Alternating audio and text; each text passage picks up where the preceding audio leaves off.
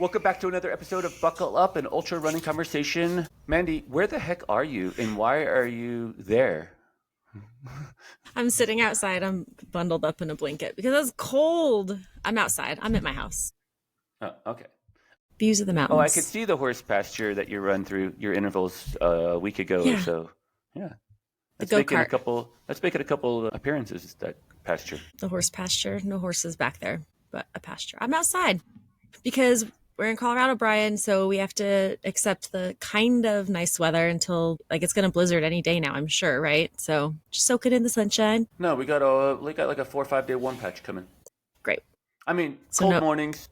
So not to discredit your blanket and all the things Colorado, it is almost November. It's Halloween, I have like right? And 5 layers on. Yeah, and it is Halloween, and as a Colorado parent in Halloween, and you grew up here as well, we are always trying to fit our kids' costumes over their winter ski jacket because it's going to snow on Halloween, regardless of what the weather says, right? Always, yeah. So on that note, are you going to wear your javelina costume for Halloween? Is that going to come back out, your short shorts? Those were Leanne's shorts, and now I feel like my Instagram is just going to blow up with all 28 listeners just exiting our podcast and going straight to my Instagram to see what shorts Mandy is referring to. They were shorts. They were on a whim. Leanne and Mark and Leanne were at Javelina, and Leanne said, "Oh, you should wear my shorts." And so I took her up on the offer and wore her shorts.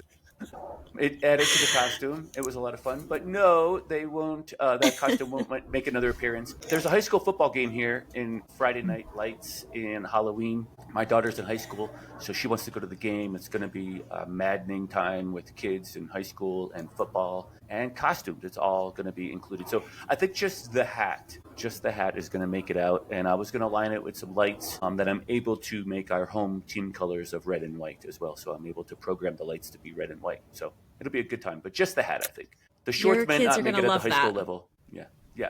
The hat is, well, you'll see it on Instagram, but you have to go there and check it out. But the hat's there might be a video of you dancing with a blow-up animal. Yeah, that's Leanne in her cat costume. Actually, this is sort of an adult program, so I'll preface it with that so you can either turn it off if your kids are listening for a second. But we were heckling runners at Javelina and asking them if they wanted to pet. I was asking them if they wanted to pet my kitty, and it was Leanne, and every person that ran by high-fived my kitty. I'm like, you want to high-five my kitty?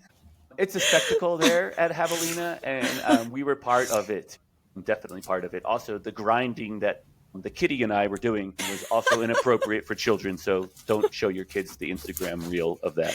It's good. Is that when you were texting me and you're like, man, you're really missing out on this? It must have been in between the... I was sending you like 13 photos, but none of them were going through because everyone was jamming their phones, taking videos of the debauchery. Yes. Looks fun. I'll have to add it to my list next year. Yes. You know what? I saw a new friend there, and he was on episode 74, and I had never met him before, so we met in person. And first off, I was like, "Hi, I'm Brian. I have the podcast." And he's like, "Dude, I totally know who you are." And I was like, "Okay, I don't know. Like, I don't know how to approach that." Was he dressed up like Kilian Korth? Was that his costume? He was Kilian Korth, and I was like, "Sweet Kilian Korth costume, bro." And he's like, "I'm the real deal." Actually, it's funny because years prior, 2 years ago, Billy Yang was at Javelina, and I was also in a full-fledged costume that some people didn't recognize me in that costume. But I said, "Hey, awesome Billy Yang costume," and I got him to smile. So I felt like I won Javelina that year by making Billy Yang smile because I was like, "Sweet Billy Yang costume, bro." And he's like, "Oh, that's pretty good." So I didn't get to tell Kilian in this episode that everyone's about to hear, but he talks about like he's now kind of, being recognized at races. Well, he didn't wear a costume to Javelina, and it was maybe, different for him to like get stopped and have all these conversations with people that recognize him and are like fangirling him. So my recommendation to him was going to be, Kilian, you got to wear an obnoxious costume that you can actually hide behind, and then you can go incognito, and you can only be Kilian if you want to be Kilian, but maybe he could borrow Leanne's short shorts, a mustache from you, a big hat. You could do that one. You could wear the cat costume. I know where to find that one as well. The inflatable cat costume. That really covered up Leanne. But, I give Leanne credit for wearing that particular costume because it was probably like 1,000 degrees in that suit. It was really warm. Yeah, Kilian, that's a good That's a good plan. You should hide behind a costume at your next javelina. He could dress up as his foot at the end of Moab, like a big inflatable, gross blistered foot with Band-Aids on it. And it's like, guess who the foot is? No, too far? That's reaching. Okay, that's what I'm going to dress up as. So we, spoiler alert, we've already let you know, but we have Kilian Korth on the show. He's back. We talk about Moab. We talk about the Triple Crown, but I think we go a little bit farther than our typical episode, like 74, where we hear the history of Kilian, how he got into the sport, his next race, yada, yada, yada. Yeah, we do a different play on it. I think it was a great conversation. I'm really excited to share it with you guys. Yeah, he's got a lot coming up this year for us in a different format. Talks about his love for FKTs, where he's going of the year, a documentary, which we all love us a good ultra running documentary. It's fun to peel back the layers of the journey and see it through a different lens. So I for one, am excited. And it sounds like we got a movie premiere in Northern Colorado for it. So and we'll be sure Western to share Colorado. That. Don't leave Western Colorado out. Northern Colorado. I'm not going to Western Colorado for that. Maybe I will. I'm not going to Northern Colorado for that. How's that? Yeah, Forged in Failure, I believe, is what the current name is, which sounds great. So yeah, we're super excited for that. Kilian is just a treat to have on the show. He's very personable and easy to talk to in this format, and he's doing the circuit, so we really appreciate him jumping back on and doing a second one with us. Yeah, it was great. Good conversation. Hey guys, thanks for tuning in. Thanks for checking out the show. Like, subscribe, share with your friends, send it to your grandma. You know, anybody's got to listen out there. We got to get up to over 30 listeners. We're at 28 right now still, but yeah, we're getting there. Thanks, guys. Anything else, Bandy? What do you got coming up? Anything else? Halloween, Yeah. I don't know. I'm sure I have a long run this weekend. We have What's a Halloween fun look run like? tonight. Well, my kids are too old to hang out with us, which is really sad. So the oldest he has a flag football game, and then get dropped off to go trick-or-treating with his friends. And it sounds like we'll probably chauffeur them around different neighborhoods throughout the night, but can't hang out with them like at all. Teen. Youngest one, probably drop him off with a friend to trick-or-treat. I don't know. I asked Nick if he wants to watch Saw or a horror movie. He said no, he doesn't like horror movies. So I don't know what we'll do. Probably get long run, and we're going to get dressed up tonight for a fun run, costume evening fun run with my run club. Not sure what I'll be yet, but gotta figure that out. What's the costume, but you don't know? Yeah. All right. I don't know. Yeah, I'm like a pool. I get dressed up for a lot of things, like in my little inner network. We do a lot of networking events that require costumes. So I feel like I've always got like a handful of, maybe most of the time, kind of inappropriate costumes. So we'll see. That's it. I feel you, because my costume was thrown together on Amazon like 4 days before the race at Javelina this year. I was not racing. I was just helping out and participating in the debauchery. But yeah, I'm always kind of like sort of last minute with the costumes. I always have one, but I continue to keep the pieces of it. So now I have a costume bin, which my girls think is hilarious because I have a full bucket full of costume pieces that are almost interchangeable. I could kind of shift anywhere in that realm. Yeah, that's what it's got to be. Yeah, that, and then I'm sure I've got some runs. So Conrad, Kilian's brother, we're good friends, and he came into the office. We share an office as well. He came into the office the other day, and he was like, and this is just his personality, which you can imagine as we listen to this episode of him like kind of kicking Kilian during the race. But he's like, "Hey, looks like you're learning how to run again," and that's a compliment. And I was like, "I am." He's like, "Yeah, it looks like you're running consistently. Good job." Is it Strava? And I was like, oh, "Yeah, Strava." So he's watching my Strava. He's watching my consistency, thanks to my run coach. Shameless plug for Coach Brian. But it's going well. All right. Every day. We're running. Yeah, we're almost running. every day. Almost every day with some rest days. Okay, every day you tell me to run, I run. Let's put it that way. I'm saying, but there's rest days in there. There are Just rest for days. listening. I'm not unsafely training. Yes. And only one day was I mad at you. So Yeah, but you did it anyway, and you felt better after. yeah, I did. Actually, I started my workday with Ellie afterwards, and I was like, after that run was over, and I was like, God, I don't know how people live without running. Like, I was so grumpy before the run and even about the run, but then as soon as I got the run done, I was like, this is a beautiful life. This is I don't know what anyone's upset about ever. It's a drug. It works. We should all run more often. That's so funny because I have been in limbo since since Leadville, so quite a few weeks ago. I've been just kind of getting by, doing unstructured training is exactly how I would best describe it for the listener. But there's nothing really on my calendar. Every now and then I'll throw a bike ride on there, like on a Sunday, just to make sure I get out and do it. But otherwise, during the week, there's no structure to it. I was also coaching cross country, so I was kind of doing the cross country workouts. So it wasn't on my calendar, it was on their calendar. And maybe I'd do the workout with them, or maybe I'd just run across the field and yell at them, like from each side of the field or something along the way. So it was really unstructured, which is fine, which is great, which is what I needed. I paced a bunch of miles at Moab. I paced one loop at Javelina. And then from Javelina, I actually have not ran since intentionally until Saturday, which is November 1st. And then I'm going to get back into structured training. So I'm excited to get back into training myself. To go to your point, I'm excited to get back into a little bit of structure and kind of like set the alarm and know that, like, okay, my shoes and my clothes and my layers, because it's November 1st here in Colorado, that I'm going to have to put all my layers on and go do my workout or go to the gym or hit the treadmill for my intervals or whatever it might be. But I'm kind of excited to get back to a bit of structure. I'm also enjoying this downtime. And one of the oddest things about this downtime is that I have not been wearing a watch for a week, and I got rid of like so the all indentations the crinkle, are gone. all the indentation crinkle marks of the watch are finally gone from my wrist, and it feels like there's still like a big discoloration of tanning, but otherwise, no heart rate, no HRV, no sleep data, no nothing, just chilling, just off the grid. Off the grid, yeah. Strava's like, where the heck is he? Where the heck is he? Yeah. That's what Strava's thinking. There's probably like a documentary being written right now about where did Brian go? Everyone's speculating. Dateline NBC episode. You'll come back. Welcome back. I'll be back. Yeah, but I'm excited for that as well. Thank you guys for tuning in and listening to our banter. Without further ado, here is Kilian Korth, episode 88. I want to say he was on 74 in the past, so about 14 weeks ago is the first episode, so check that one out as well. Take care. Thanks.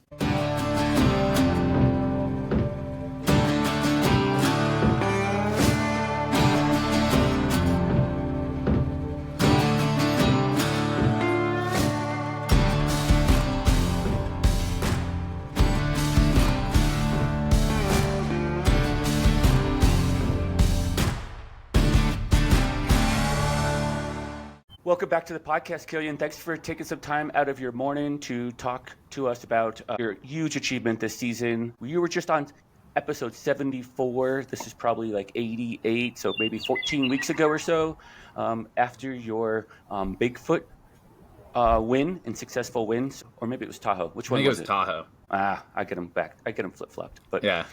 But either way, gosh, what a Moab you just had just a few short weeks ago. Let's just dive right into it. Give us a bit about the race, how it went for you, and in your perspective. Sure. I mean, I've said a few times now, Moab is the hardest physical challenge of my entire life. I think partly due to the conditions, partly due to my race strategy, which involved going out fast. I was attempting to not only break the overall Triple Crown record, but get a clean sweep of all the races. So I had really lofty goals going into it. But then what was really the spanner in the works, if you will, was the conditions. It was a unique year to do Moab. I was soaked to the bone, essentially from start to finish. It wasn't necessarily raining the entire time, but for the times it wasn't raining, at least the first 2 days, it was basically like you're running through a cloud, So you're just kind of in that mistiness that just keeps you wet. So that brought about a whole bunch of unique challenges. The first 70 miles were probably nicer than the race normally is because temperatures are cooler. The race is normally hot. I didn't run into mud in the first 70 miles. After that, everything changed. For the next 50 miles, I picked up my first pacer at mile 70, and probably 30 miles of that was muddy with 12 to 15 of it being not sticky, but very slippery and soupy, like sometimes down to your ankles. And then there was a good 18-mile section of solid throughout the section. Solid is not the word I would use to describe the surface, but extremely slippery, extremely sticky muds. Like that 18 miles was absolutely brutal. At one point, it's like pouring down rain. I fell into a puddle, like up to my neck, fully submerged in this puddle. But got out, and it didn't even make me any wetter. Like I didn't notice that I had just fallen into a puddle. It was just like a moment of laughter. Going up a climb, it was a big climb. It was like a 1,200-foot mile at its steepest. So steep, and you're like scrabbling on your hands, slipping in the mud. At some point, the trail was so rutted by the water going down it that you're like placing one foot in front of the other and like waiting for the foot that you're about to push on to get purchased before you can actually take your next step. So it was a slow grind. Luckily, the pacer I was with, Luke Metzger at the time, he's like the most positive human being in the world. So, it was good to have him with me there. The next section was mountainous, not too muddy, pretty nice. And then I picked up another pacer, Jack, who's with me for all 3 races. He's awesome. And then ran from Monticello Lake, and it was just, I don't know, there were 8 miles of clay that was wet enough that it was, again, really slippery, like stacked up on your shoes that you could literally measure in inches, So it's like both exhausting mentally to be going that slow when you're running downhill on a non-technical Jeep road that you really should be running like 930s to 1030s on, and you're going 24-minute miles walking. Like, that's tough mentally. I've never been in a race where I've been so daunted by what was to come. It's like going towards this really runnable section from Dry Lake to not to Geyser Pass, to Road 46. It's like basically a road marathon. Some of it's paved, some of it's like the most mellow possible Jeep road. But in my head, I'm thinking, what if that Jeep road is muddy? I'm planning to do that section in 4 hours or 4.5 hours, thereabouts.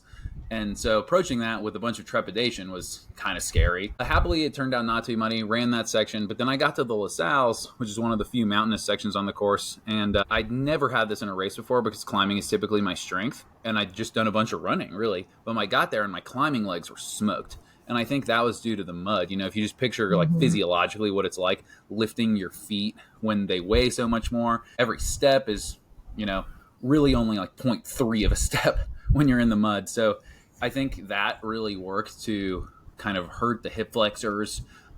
It was a slog going through the mountains. I ran into some lightning and rain. Got to an aid station totally freezing cold. The temperature dropped to 20 degrees in 3 minutes. It was like a train coming toward us, the sound of the wind and the rain. So that was, not the most fun. But I got to Geyser, which is mile 200.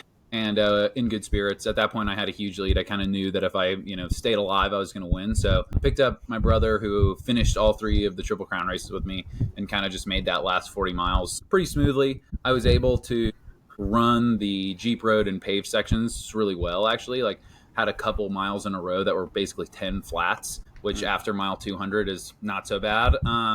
Came up with a new mental strategy. I basically just started thinking of myself as a metronome, and all I focused on was like the tap, tap, tap of turnover, forget about pace, forget about everything else, and just like, I am a metronome.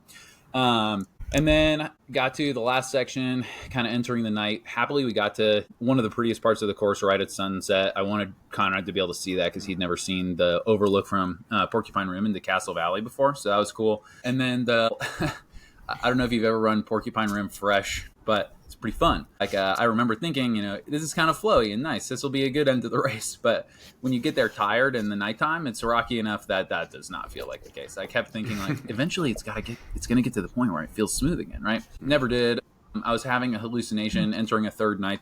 It was a different experience. And these different colored rocks were showing up at like different depth perception fields. So I literally couldn't tell where rocks were in space. And I just kept smashing my mangled toes on rocks. And at one point, like, looked at my brother. I was like, dude, we're going to win. I'm going to finish in the 58s. Like, I'm going to slow down so that like little bits of my soul aren't just being eaten off by hitting my feet on these rocks.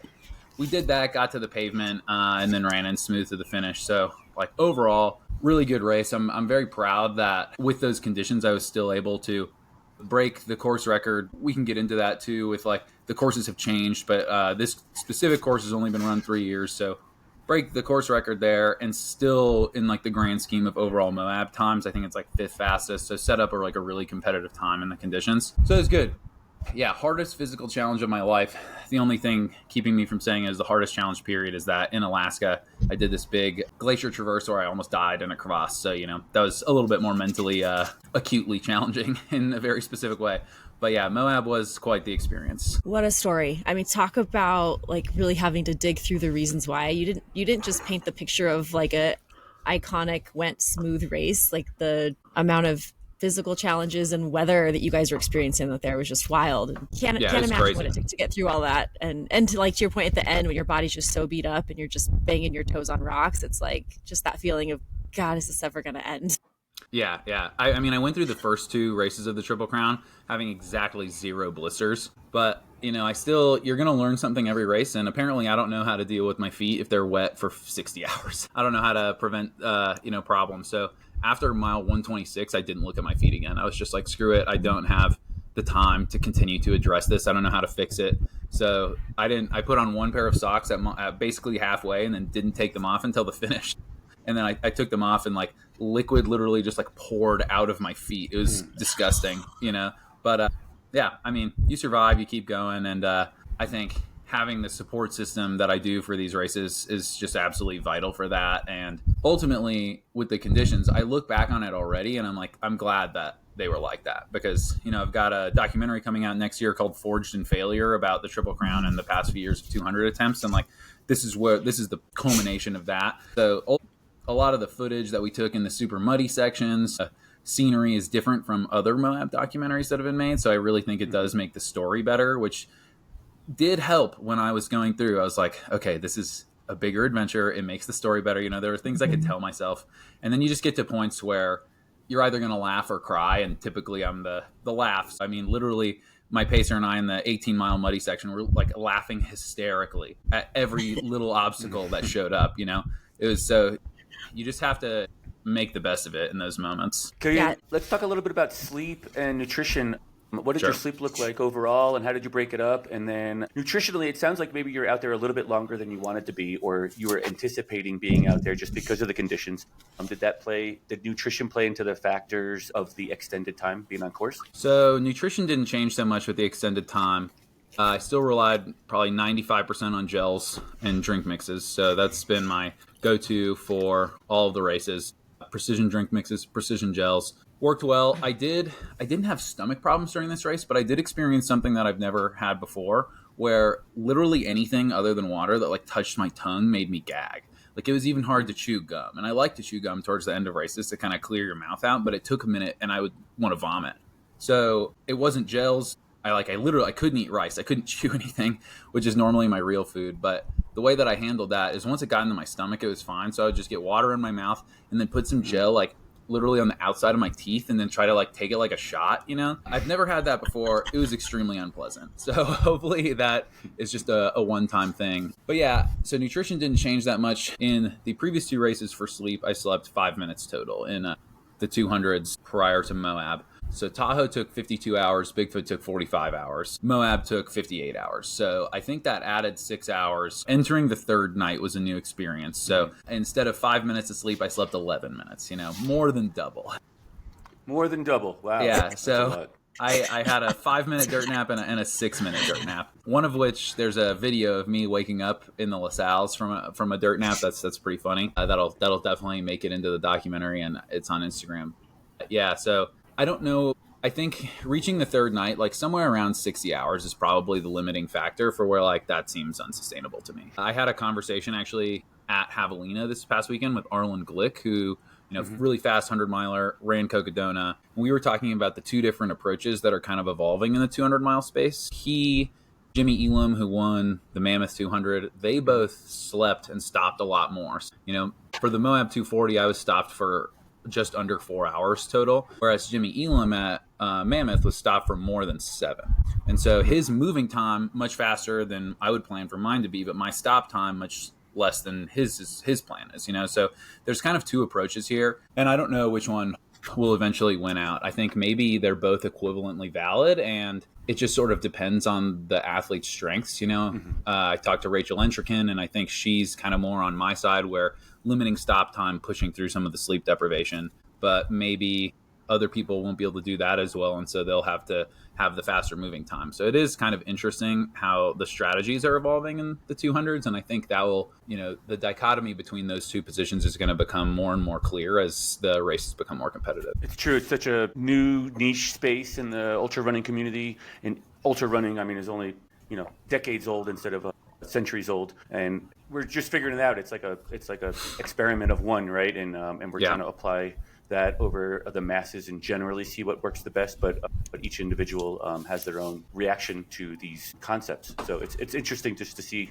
how things are evolving in the 200s, and it's so fast moving as well. I mean, gosh, the Triple Crown started 2015-ish, or one of the first Triple Crown races started mid 15s or so. Moab came on the radar in 2017, so not that old, and already we're like trying to figure out like racing strategies and the most efficient ways to get to the finish line for that. Definitely. For the tip of the spear. Yeah, it's pretty interesting. I mean, that's one of the reasons I like being in the 200-mile space. I mean, one, it's where I'll be most competitive just because I don't have the top end speed of like the people finishing and podiuming at Javelina and sub 12:20, which is just insane. But it's a jigsaw puzzle that has no end. Every time you put a piece in, someone else is taking a piece off. So you're just constantly kind of fighting against the variables you can't control. And I mean, I think, for a marathon, maybe you control 80%. For 100, maybe it's 50. I think for a 200, you're at 30% that you control, So you just have to accept that approaching the distance. And, whenever anyone asks me about their first 200 and what to expect, I'm like, I can't tell you what to expect the second night. It's impossible for me to put it into words in a way that you will understand. So it's just about embracing the unknown. And that's a pretty fun feeling, especially when you manage to thread the needle like I did with the 3 races this year and have 3 good ones in a row. Like that definitely feels like there's like a certain amount of luck, a certain amount of making your own luck, and a certain amount of dialed in that adds up to these successful performances. Yeah, and Kilian, that road for you, I think I listened to you on another podcast and maybe someone had mentioned like, where'd you come from? You came out of nowhere. And I think part of your response was like, well, I don't really feel like that because I've been working really hard at this. And your successes haven't come without a lot of hard work and other successes, but also a lot of DNFs and just learning lessons. And it's kind of cool just to know, like you mentioned, like the mud, like you have no idea how your body's going to respond. That could have completely crushed your muscles and your fueling and everything. But it's just kind of cool to see you come out with these successes, given all of these different changes in the race and uncontrollable factors. So kudos to you for just persevering through that and not giving up all of those times where it was like, man, this isn't working and that's not working and I don't know how to fix it. But clearly you figured out a little bit of a magic sauce here. Thanks. Yeah, I mean, I think that was on Buzz Burrell's podcast, where he said, like, if you're looking through your ultra sign up, you don't have any marquee results, is how he said it. And I didn't take offense to that. I think that is objectively true, right? So, but the came out of nowhere thing, it's like nobody comes out of nowhere, So, for me, every single time I towed the line at a 200 from my first attempt at Cocodona in 2022, where I tore my hamstring, like I thought I was going to win, right? So I've had this, and I wrote an article on my blog after Tahoe called Delusional Self-Belief. And I've had this delusional self-belief for years. So who knows where it comes from, why I had it with a complete lack of evidence, but it was there. I mean, it was never an option to give up. I actually posted on Instagram this morning a repost of a blog post I wrote after Cocodona 2024 called What It's Like to DNF. And I thought it was kind of, I went and reread it, and it's kind of good, I think, at your high points to reflect on the lows, because you just, the biggest lesson I've learned, and I've said this previously, but I think it's worth repeating, that is that failure just isn't the opposite of success. Like we have binary concepts that are opposites: up, down, black, white, left, right, whatever they might be. But failure and success are inextricably linked. When you're aiming for success, whatever it is, you could be an artist, you could be a businessman, an athlete, however you want to think about it. Like, it's a stepping stone. It's a part of the process. And so you just have to embrace that failure is always a possibility, and more than a possibility if you're trying to run 200 miles. Failure is guaranteed to happen. There's no one out there with no DNFs, and so, I hope that if other people experience those kinds of lows, that if they can use me for any sort of like, okay, this guy had 3 years of garbage, bad luck, mistakes, all these things, and then tasted success, so it can take a long time, right? And having the support system around you. I mean, my wife has believed in me from the very beginning, which who knows why. I mean, she's amazing. I wouldn't be here without her. No one does this alone, but it is ultimately, like, it's never been framed to myself as an option to give up on this, because it's the thing that I love outside of family the most in the world, You operate I think it's Run Tough Mindset, if I'm not mistaken. Is that correct? Yeah, those are my handles on Instagram and Substack. Sure. Yep. Run Tough Mindset. So my question is related to that. Like, what was one of the toughest miles you ran? It sounds, I was going to say in the Triple Crown, but already having heard the beginning of this conversation, it sounds like one of the toughest miles might have been here at Moab this year. And I know you're trying to laugh and trying to make the best of a bad situation. It sounded like already, but how do you work through that tough mile, and what did you learn about yourself in the process? So there's a lot of mental strategies that I've come up with. I recently came up with what I think is a really good analogy for the voice in your head that's telling you to quit. You know, I think it's the same voice that talks to you when you're in bed and you don't want to get up to run in the morning. It's the voice that's like, hey, it's warm here, it's cold outside, it's cozy, you don't need to wake up right now, you can stay in bed, sleep another hour, right? And most ultra runners, most dedicated people are pretty good at beating that voice in the morning, you know, not when you're fresh-ish, you know, you could wake up tired, but you're not at mile 80 suffering through the mud, right? But it's the same voice that's going to be telling you to quit, slow down, walk when you should be running, that same voice. And I've come up with, like, I think of that voice as originally when you're first trying to beat it, it's like you're trying to take over a castle. And the first time you go for that voice, you try to take that castle, like you're going to lose a lot of guys. So you're struggling and it's just going to get easier and easier. And by the end, not only like when you're finally practiced at beating that voice, you're basically Genghis Khan negotiating with a bunch of scared citizens inside of a city, right? And so then you take the throne and you own that castle. So all of us, most people who are ultra runners are pretty good at sitting on the throne and dictating what's going to happen when everything's relatively easy. But it's the same muscle you're flexing when things are really hard. And so I think a lot of people get stuck when they are attempting to do something uncomfortable at wanting to be more comfortable. And so, you know, everyone has goals going into a race. And, you know, I like to set intermediate goals. You know, I think about that dry lake section. I want to run this every step of this road marathon between mile, 130 and, it's 135 and 170, something like that. Yeah. 141 to 171. Yeah. There you go. Roughly. So I want to run every single step of this, like 26 to 30 miles. And when I get there, do I want to run? Like, no, some of it's douche grade. Some of it's uphill and sucks and you want to walk, but it's about beating that voice. It's about kicking the king out of the castle and taking the throne for yourself. Right. And if you can flex that muscle in really hard times, so think about that mile climbing up mud and then you're climbing 1,200 feet, like steep mile, right? It would be easy to stop, take a break, be like, oh, I need to take a breather. Like, no, these are just not options. I'm going to beat that voice every single time. And what I've learned this year in the Triple Crown is like, no one's feeling good at mile 170. Like you're just not, you're never going to get asked like, hey, how are you feeling? My answer is typically good, but it's good relative to how you might expect to feel at 170, right? So ultimately the answer is getting super comfortable being really, really uncomfortable. Uncomfortable with the suffering, comfortable with the physical pain, comfortable with the sleep deprivation and all of those things. So sorry for the long-winded answer, but I do think like you come up with mental strategies for yourself and everyone's going to be a little bit different, but ultimately it's about beating that voice that's telling you to acquiesce to essentially the weakness. As ultra runners are all tougher than average, but we've all got the voice telling us to be more comfortable. And if you have goals, like hold yourself accountable to them and don't let that voice win. Yeah, and a little bit of arsenal there, I'll go back to it, is it's the power and belief in yourself, right? Yeah. In addition to that, because if you don't have that power of belief, or if you show up to the starting line with a little bit of doubt, man, that voice just has way more power than what you were just mentioning on where you've always shown up to the line thinking you're going to win this thing since your DNFs, not just this season alone, right? Yeah, totally. Yeah, and Kilian, that same, like, what is that voice doing? I guess, how much room and space do you give the moments when you're feeling awesome and you're feeling like a rock star? Like, how do you handle that? I mean, then I'm just having fun, right? Like that's another big change I made from 2024 to 2025 was going into the races. My 2 DNFs, Cocodona and Tahoe, within a month in 2024, I felt like I had all this kind of egotistical self-imposed pressure where like, oh, this race could do this for my career. I feel like I should be here, blah, blah, blah, which is just like a BS stupid way to think about things. So, if you're focusing on outcome-oriented goals, nothing's going to happen for you. So kind of switching to process-oriented, and a big part of that process for me was like reestablishing why I do this, which is the love of the outdoors, the love of running, So basically for the first 100 of most of these races this year, I've just been having a blast.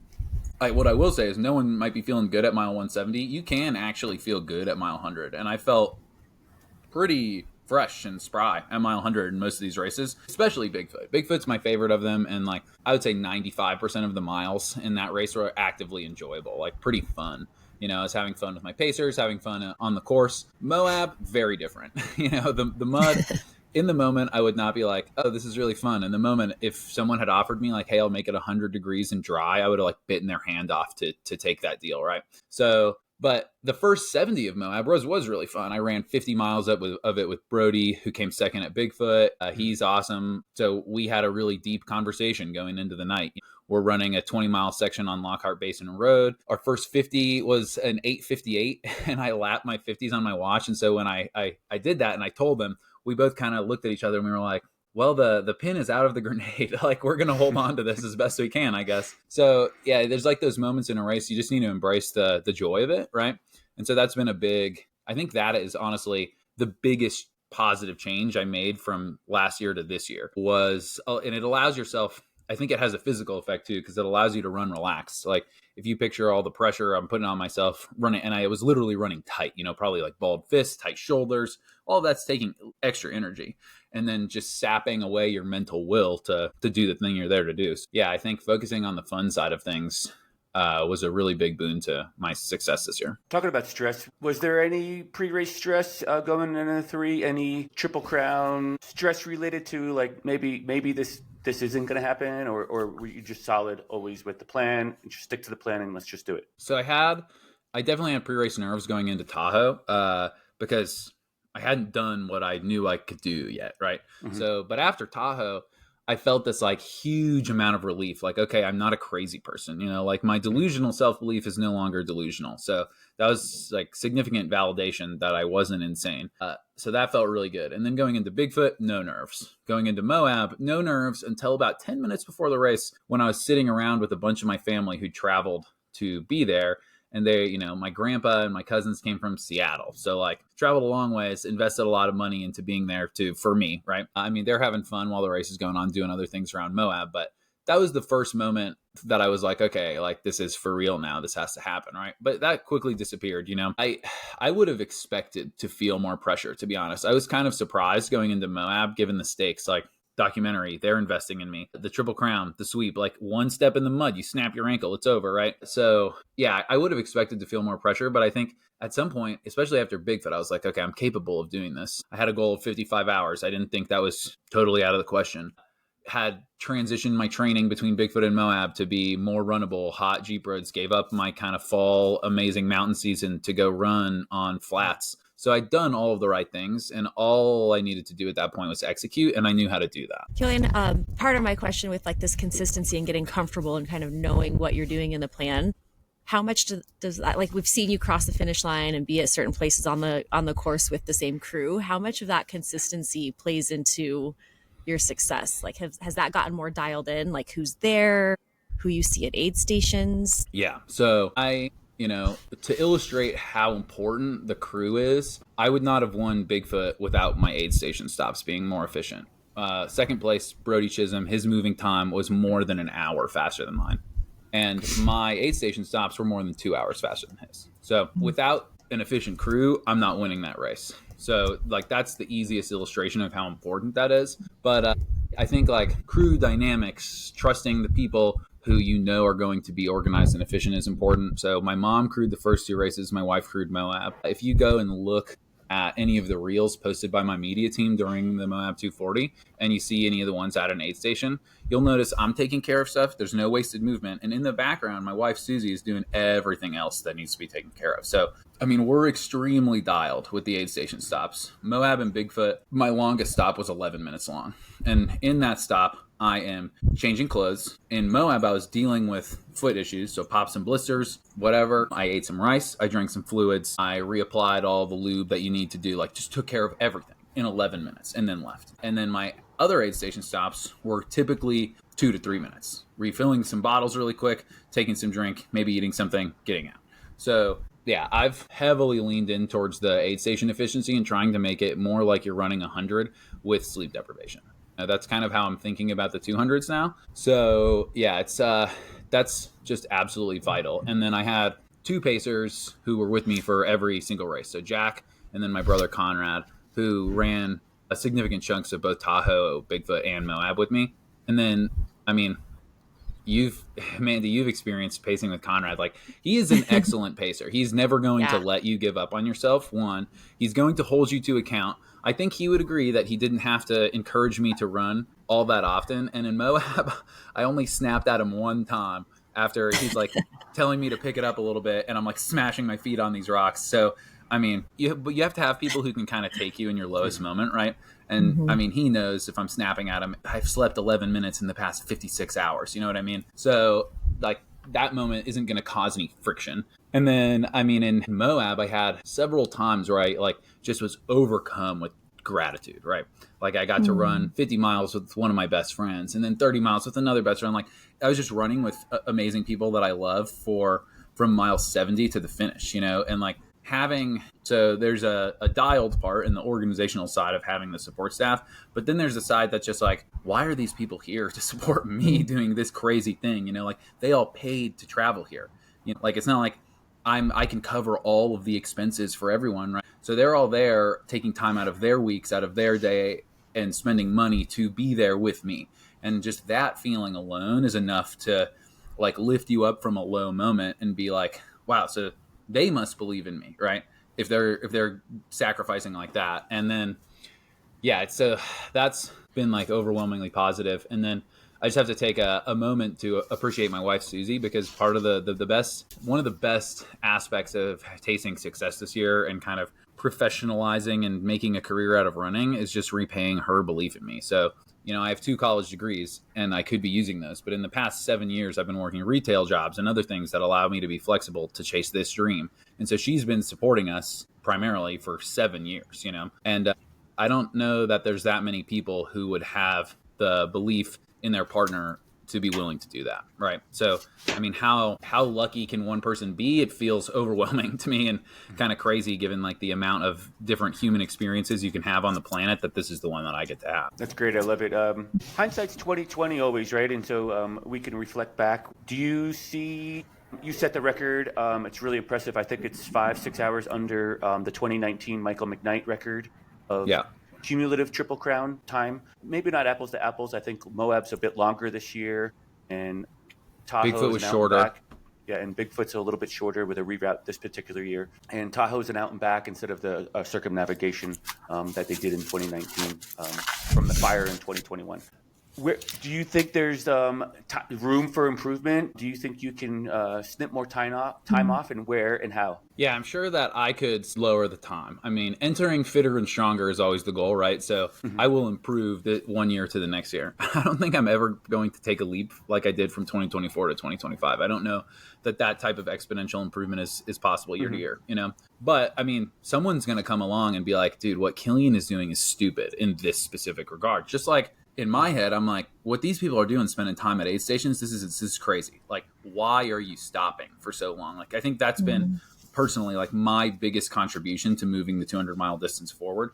And I mean, that's not even original. Like, I stole that from Jeff Browning. You know, I ran 37 miles of Cocodona with him in 2024. And then we stopped at the first crude aid station and did all the same things. And he was out 5 minutes before me. So I was like, okay, here's an area that I can prove that doesn't require me to work any harder. You know what I mean? So I'm sure, and I mean, who knows? Maybe Brody, maybe somebody else young and hungry is thinking like, Kilian's doing this wrong.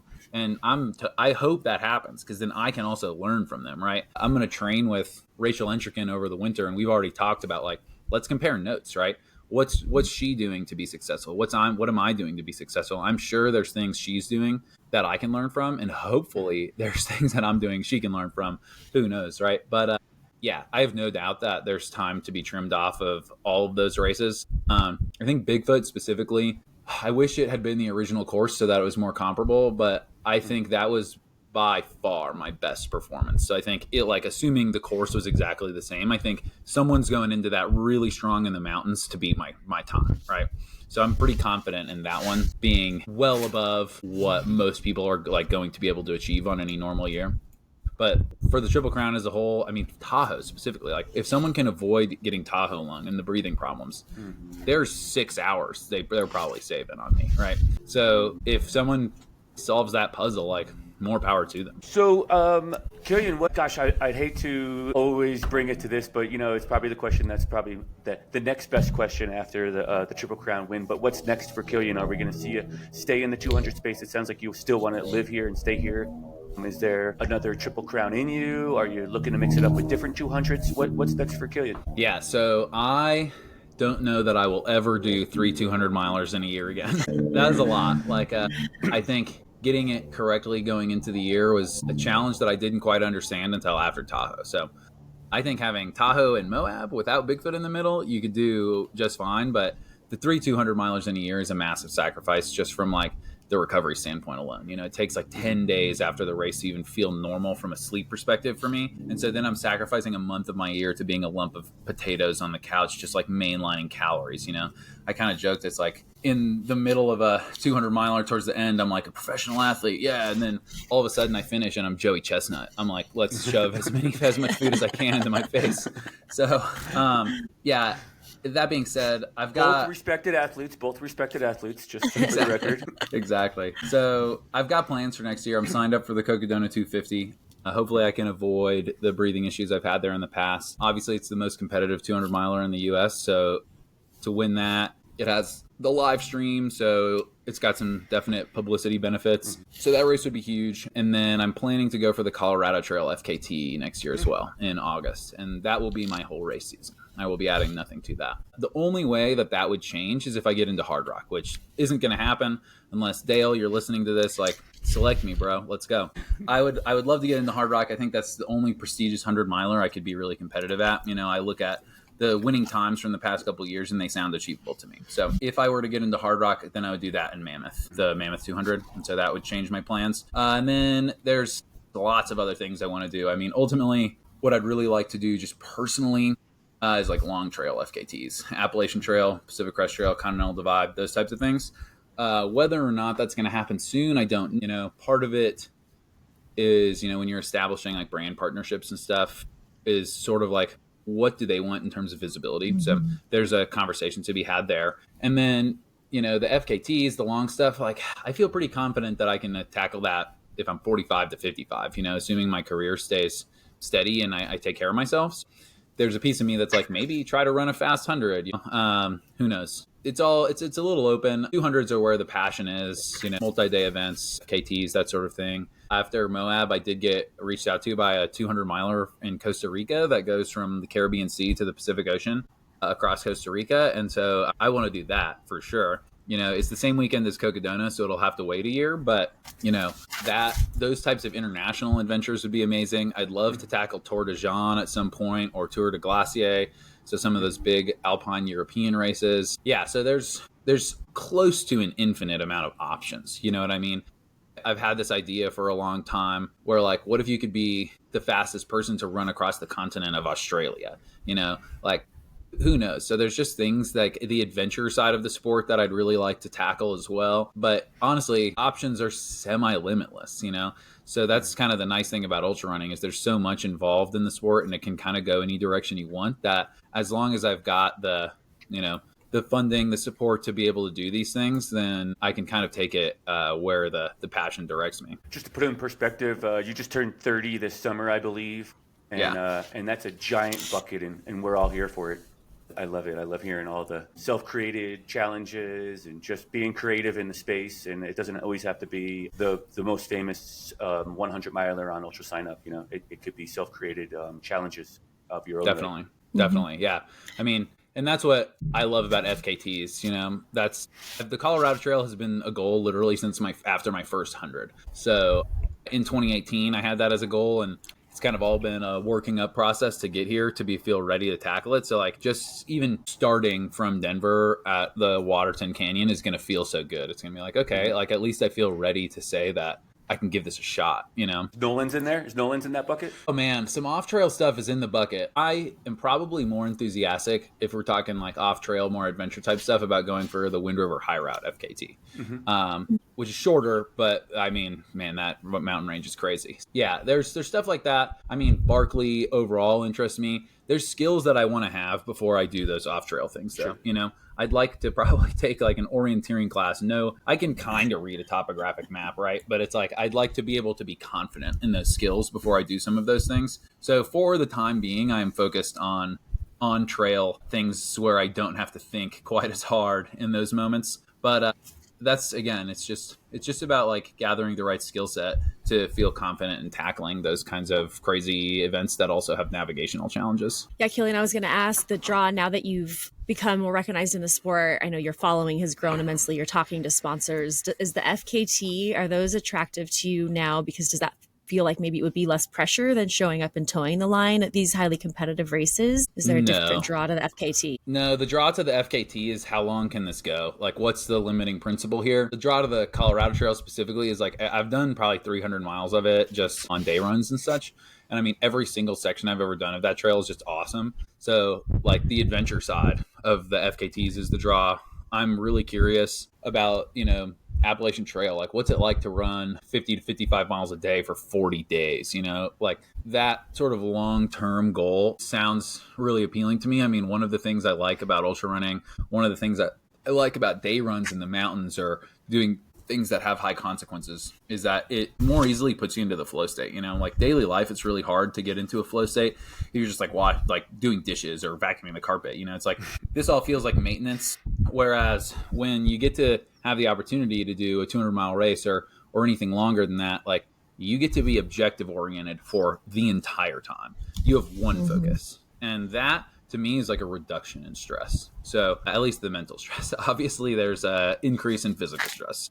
You know, it's all a balance, but no, it doesn't have anything to do with the pressure. I would be surprised going into Cocodona next year if I feel any particular pressure, given that race, like if I was going to feel pressure, I would have felt it the week before Moab, given that it was like the end of the Triple Crown. I had the documentary, I had all these things, and I just felt nothing other than relaxed and excited, right? So yeah, I don't think the pressure has anything to do with it at this point. It's more just kind of like, where does the innate passion lie? And it's in the direction of seeing how far I can run, how fast, and how long. You know, to go back to, it's in your wheelhouse. I mean, it sounds like it's in your wheelhouse, the long trail stuff, the challenges of 50 plus days of 50 plus miles. When I go back and I think of episode 74 and your story of riding your bicycle as an 8-year-old or something from Fort Collins to Seattle or vice versa. It was one of the two. I can't remember. Yeah, you got it right. But that like lends itself to that. Like it's you were a very young child and experiencing, you know, 40 miles on a bicycle a day, which is a lot for an 8-year-old. So it's not like it's completely out of your wheelhouse, or the understanding of doing something repetitively over and over, and letting go of all other life things such as vacuuming and doing dishes, right? Yeah, 100%. I mean, I think I said in that episode, I'm 100% sure that my parents were not like, we are going to create excellent endurance athletes. Like that wasn't the goal, right? But when I got into ultra running, like my brain draws a direct line from that experience to this experience, right? So yeah, I think having had the ability to do that as a kid definitely translates as an adult, but there is also just something innate. I mean, when I was 3, I was in swim lessons. And we got these like patches for how many the distance you swam, right? And all the older kids were getting their 1,000-meter patch. And I decided that I wanted that when I was 3. And so I swam for 2 hours to get my 1,000-meter patch on this little bucket hat, right? Like my parents weren't doing anything to really encourage that at this point in time, other than being like, okay, go for it, you know? So like, what's a 3-year-old got, like, what's happening there? I think there is just something that I lucked out with and was born with that allows me to keep going. Kilian, we want to be respectful of your time. Thanks so much for doing the circuit of podcasts. I'm sure you've had the same conversations over and over, and I fully understand it, and we appreciate that. I do have one last question for you, and it's really more of a general question, maybe a broader question than just the ultra running community, but it kind of relates to like, what's your message for the community?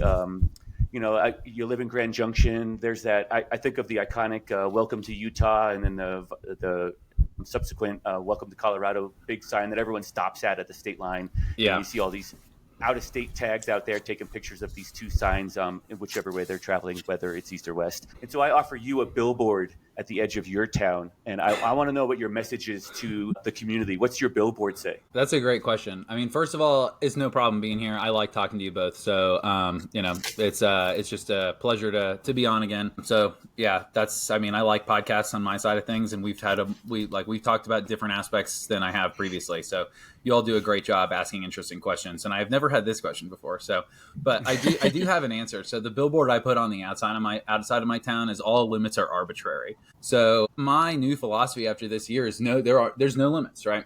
I mean, like, I performed better at Moab and Bigfoot than I ever thought I was going to. Bigfoot specifically. If you had told me my winning time was going to be 45 hours before that race, I would have been like, haha, no. So ultimately, like, the limits that I was setting on myself were arbitrary. Like, when I was at mile, I don't know, 180, 20 miles to go in Bigfoot, and Conrad tells me that Brody is an hour behind me, less than an hour, he's caught me, that immediately injected energy into me. And all of a sudden, like, I think mile 182 or something was a 9:30, and we're running quickly downhill. We took risks on a descent that, dude, I didn't know that I'd be able to do that. So, like, you can surprise yourself, and you're always capable of more. I talked a little bit about, beating that voice, taking your own castle. And if you get the ability to do that, then ultimately you're free to achieve what you want to achieve. Mm-hmm. So just stop thinking of yourself, whether it's as a human being in any capacity, an athlete, a business person, an artist, a loving partner, any of those things. Like, you don't have limits to how good you can be at that specific thing. Just dedicate yourself to it. Know that you will fail. Know that you will have downs and lows, and just accept the unknown aspects of life, control the controllable variables. And if you do that, and you just keep pushing forward, one foot in front of the other, I think the life is an ultra marathon metaphor gets a little played out, but it is true. Like, just keep going. And like, we are lucky. I'm sure most people listening to this live in the US, right? Like, we're lucky to live in a place where we have opportunity. Like, if you think of all of the possible human experiences on the planet, the likelihood is that you're far, far from the worst of them, right? And if you keep putting one foot in front of the other, you can achieve your goals. So just do not set arbitrary limits on yourself. So that's what my billboard says. All limits are arbitrary.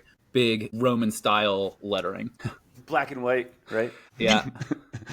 I love that. And I think so much of your story too, Kilian, is being willing to take the risk and putting yourself out there and knowing that you're going to fail, you're going to learn along the way. But that's part of the plan. Like, there is no show up and just win and everything's going to go perfectly. Like, it's that awareness that we're all flawed, we're all imperfect. None of the pieces are always going to perfectly fall into place. And so I'm excited to keep following that journey of yours and just keep inspiring us to persevere and have fun when you can, have that voice that says, yes, I can, and know how to beat the voice that says I can't. And I'm excited for the documentary. I hope we get to see some of that internal message. I think it's always fun to watch the live stream and see, you're crushing it, but I'm really excited for that more intimate look into what was really happening and what it looks like to be in that moment of struggle, but pulling out of it and finding joy in the moment when you can. Yeah, I'm working with an amazing media team. Their names are Nolan and Rachel. They're at LIU Creative Co. on Instagram. So if anyone's listening, like, give them a follow, please. They're just incredible.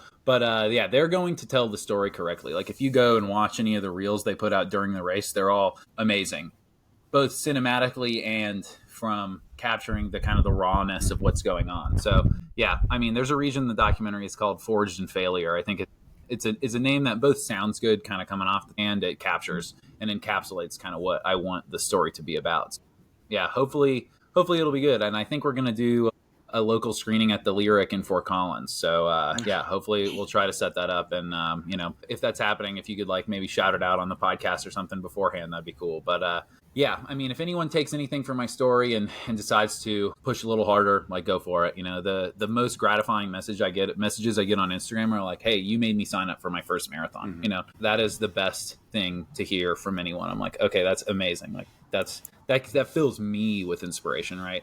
So it's almost this like cycle wherein if I inspire someone to do something, then they inspire me, and then we're all just lifting each other up. Mm-hmm. For sure. It's the old adage, like, the high tide raises all ships, right? Exactly. I love that message. Yes, definitely. Obviously, we'll shout out the documentary as it gets released. And man, Fort Collins is only local to Mandy. Can't we do it down here at the Mesa Theater? Brian, you're going to have to come up to Fort Collins. We're going to do both. So I'm hoping to do one in Grand Junction, one in Fort Collins, and then the company I coach for Everyday Ultra is based out of Phoenix. That's where Joe Corcione lives, the head of Everyday Ultra, and we're going to hopefully do some in Phoenix too. So hoping to have a few local screenings. I mean, if there's interest, what I would really love is to like do a screening and then have a Q&A afterwards. I think that'd be cool, but who knows? It's all a little up in the air, but I think that would be really fun. Well, Kilian, I was going to say we premiered a film at the Lyric and did that same thing. So offline, we should connect and I can let you know my experience with it. But they're a great venue. We did a Q&A and premiered our documentary there as well. So it's a cool spot. Brian, you'll have to come up. It's a really unique theater, and we'll be sure to share it. Thanks. I appreciate it. And I appreciate you both. I mean, it's always fun to talk to you guys, and happy to come on again. And it was good to meet you in person, Brian. Mandy, have we met in person? I don't think so. At Leadville. Very briefly. Yeah. Yeah, I think I was running as well, and I think you were leaving Twin right as I was coming in. Yeah. Outbound, and then after that, you were way ahead of me. But I was a couple of years ago. I think our family shared a crew tent, and actually, it was a year that there was a ton of wind, and so by the end of it, our families their crew tent ended up looking like a shanty village. There was like tarps and broken awnings everywhere, but we had 4 families crammed under like 1.5 tents at Twin Lakes. Yeah, that sounds about right. Yeah.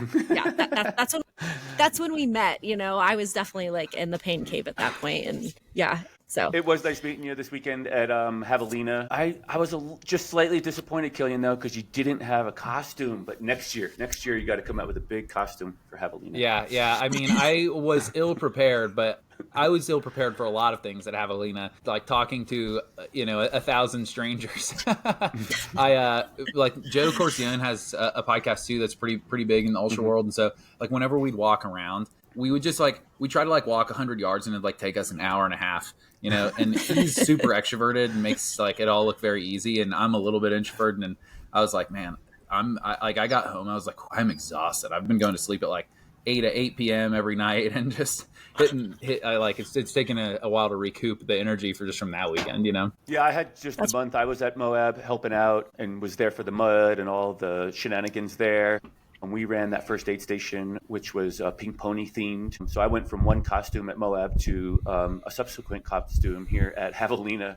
Nice. Just great times, though. Full cup for the month of October because I'm hanging out with my community and enjoying the space. So it was very nice to meet you there as well. Thanks again. We'll keep tabs, and thanks for listening, guys. Take care, Killian. Yeah. Thank Thanks, you. Killian. Thank you. Thanks again for having me on.